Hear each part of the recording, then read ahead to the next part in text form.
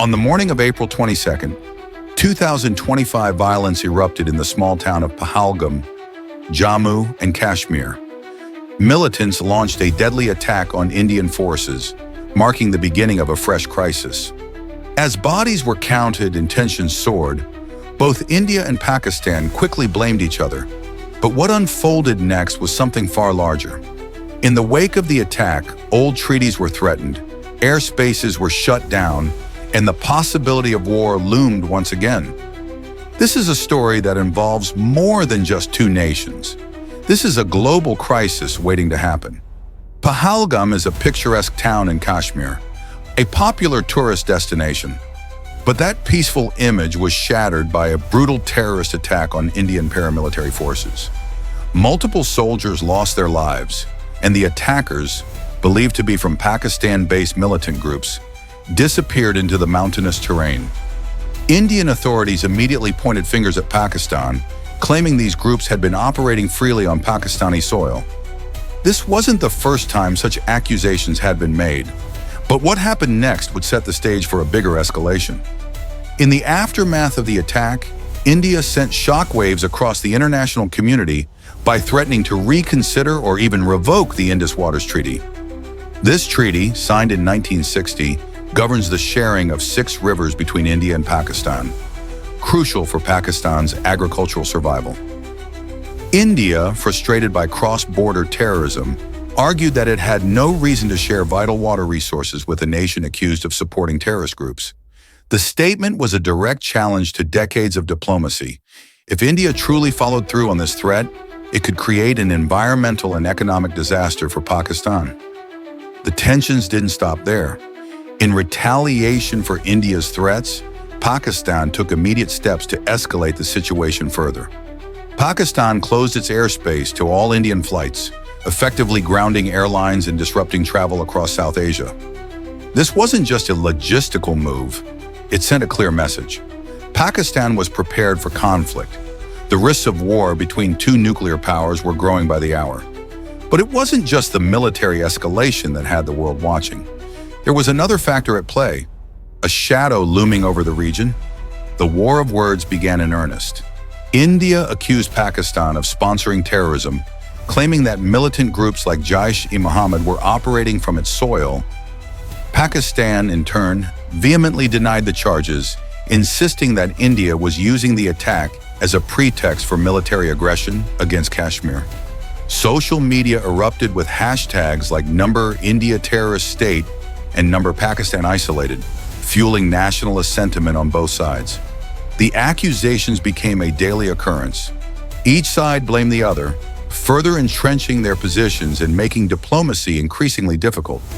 This wasn't just another skirmish. India and Pakistan have a long and bloody history of conflict.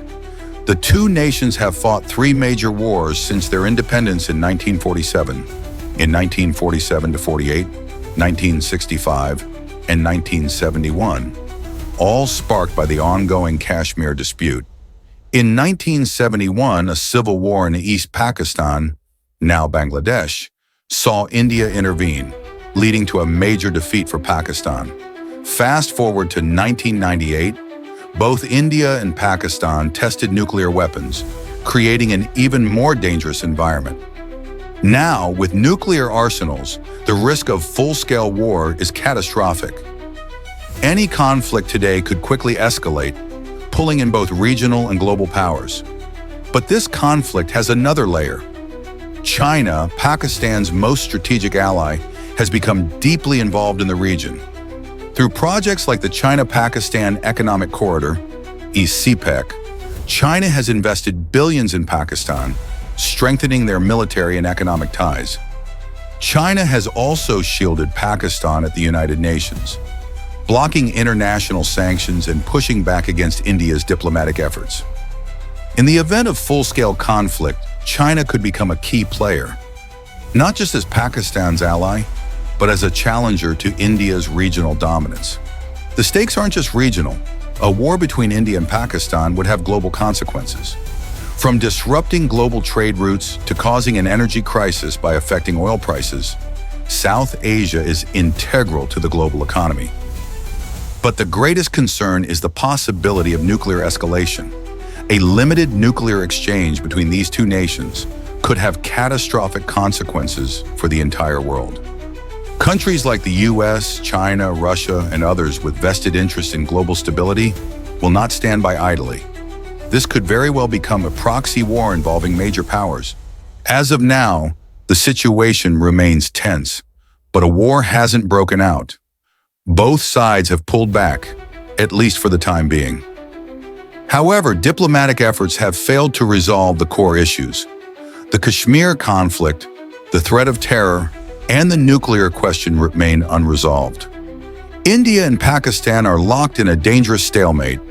Both sides are preparing for all possible outcomes. The international community is calling for de-escalation, but history tells us that tensions can flare quickly, and we may be on the brink of a wider conflict. In the aftermath of Pahalgam, the future remains uncertain. Will cooler heads prevail, or will this once again spiral into another war between two nuclear powers? What happens in Kashmir matters not just for India and Pakistan, but for the entire world. We want to know your thoughts. Can diplomacy win the day, or is conflict inevitable?